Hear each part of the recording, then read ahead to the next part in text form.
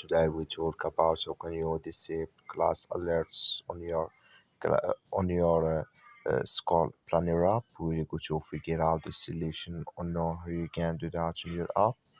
So you just follow this ways and it's going to work with you. All you have to do, just go above this sign, click on it here. So then it's going to show for you list like this here. So then you click here on settings here. When you just click here on settings, so then it's going to take you to this list here. So then all you have to do, you just click here on notifications here, click on it.